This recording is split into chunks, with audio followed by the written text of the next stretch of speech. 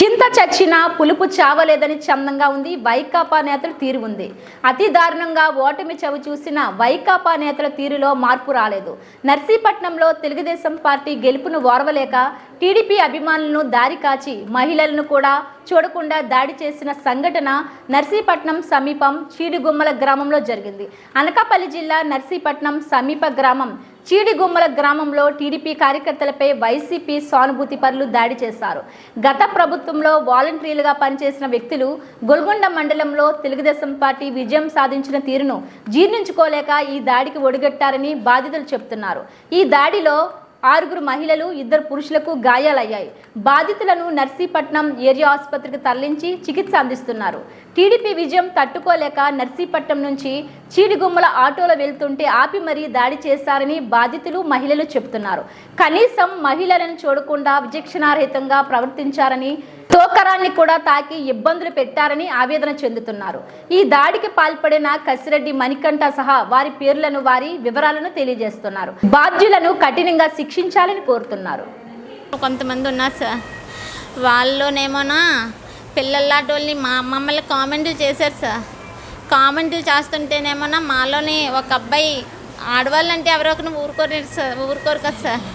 అందులో మాకు అబ్బాయి ఏమోనా కుదురుగా మాటలు తిన్నగా రాకపోతే చెప్పు తెగుతుందని ఒక్క మాటకి వాళ్ళు కర్రలు కొట్టుకొని మీదకి వచ్చేసారు సార్.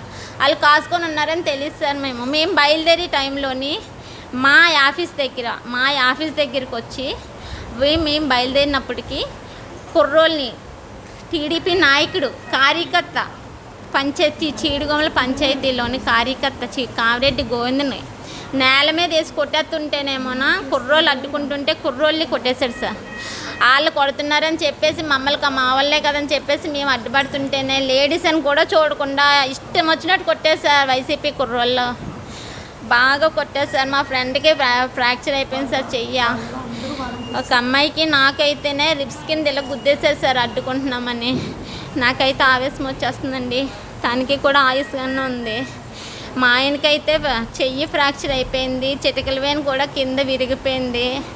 మా అబ్బాయికి అయితే తల మీద దెబ్బ తగిలేసింది, షోల్డర్ ఫ్రాక్చర్ అయిపోయింది సార్. దయచేసి వాళ్ళకి మాకు న్యాయం చెయ్యండి. మమ్మల్ని కొట్టిన ప్రతి ఒక్కరిని కూడా తీసుకెళ్ళిపోండి, వాళ్ళని తీసుకెళ్ళి లోపల వేయండి చాలు.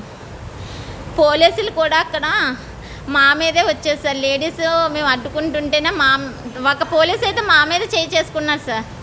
నా మీదే ఎందుకు సార్, నా మీదే చేయి చేసుకున్నారు సార్, మీకు ఎందుకమ్మా అని చెప్పి మా ఆయన కొడుతుంటే నేను అడ్డుకుంటే నన్నే కొట్టేశారు ఒక పోలీసు. ఇలా ఉంది సార్, దయచేసి మాకు న్యాయం చేయండి సార్. రమ్య అండి, మాది చీడిగుమ్మల పంచాయతీ గొల్గొండ మండలం. ఈరోజు మేము టీడీపీ గెలిచిన ఆనందంలో సార్ ఇంటికి వెళ్ళి సార్ని కలిసి వద్దామని మేము ఆడవాళ్ళం అందరం 2 ఆటోల్లో బయలుదేరాము. మా మగవాళ్ళందరూ బళ్ళు మీద బయలుదేరారు.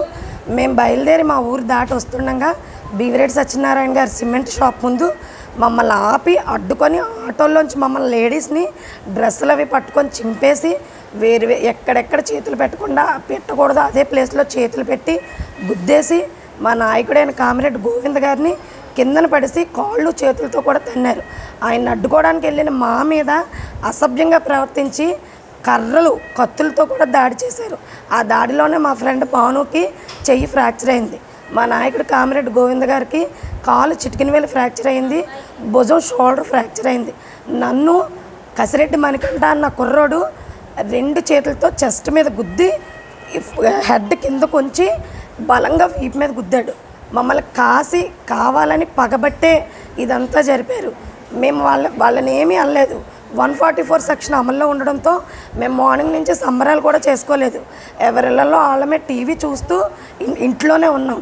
మధ్యాహ్నం 3 గంటలకి మా పబ్లిక్ ప్లేస్లో కూడా కాదు, మా ప్రైవేట్ ప్లేస్లో చిన్న డీజే పెట్టుకొని సాంగ్స్ వేసుకొని మేము చిన్న అరేంజ్మెంట్ చేసుకున్నాం.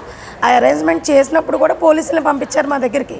డీజే సౌండ్స్ అవి పెట్టకూడదని చెప్తే అది కూడా ఆపేసి 5:30 ఆ ప్రాంతంలో సార్ ఇంటికి బయలుదేరుతుంటే కాపలా కాసి మీకు దమ్ము లేదు, మీరు చేతగాని ఎదవలు, అందుకే మీ గవర్నమెంట్ గెలిచినా మమ్మల్ని ఏం చేయలేకపోతున్నారని మమ్మల్ని రెచ్చగొట్టి మా మీద కావాలని దాడి చేశారండి. అని కూడా చూడకుండా ఎక్కడెక్కడో చేతులు పెట్టి దాడి చేశారండి. ఎస్ఐ గారు, సిఐ గారు ఇద్దరు వచ్చారండి, డిఎస్పి గారు కూడా వచ్చారు. మొత్తం 11 మంది మీద కేసు పెట్టాం సార్ మేము. ఆపి మధ్యాలు ఆపి కొట్టారు. సత్యరాజు, రామప్రసాద్, కొంటాకల్ నాని, కజీమణి గంట, కామరెడ్డి రామకృష్ణ, డాక్టర్ సుర్ల కమలం. ఎందుకు పార్టీ గురించి మరి ఓడిపోయారనో దీనికన్నా మనకు తెలియదు. ఆపి అలాంటి ఆపి మరి కొట్టేస్తారు రోడ్డు మీద. బర్త్డే ఇచ్చి శుభ్రం కర్రలతో వేసుకుంటూ బాధేశారు. అది ఆడవాళ్ళు అడిగిపోతే ఆడవాళ్ళు కొట్టేశారు. ఆడవాళ్ళు కొడుతుంది మేము అడిగెళ్తుంటూ బర్త్డే ఇచ్చి మా బుర్రలై పాప కొట్టేశారు. ఎంతమంది దొరికారు, ఎంతమంది దొరకలేదు? ఇంకా ఎంతమంది కానిస్టేబుల్ తీసుకొచ్చారు. మరి అక్కడ ఎంతమంది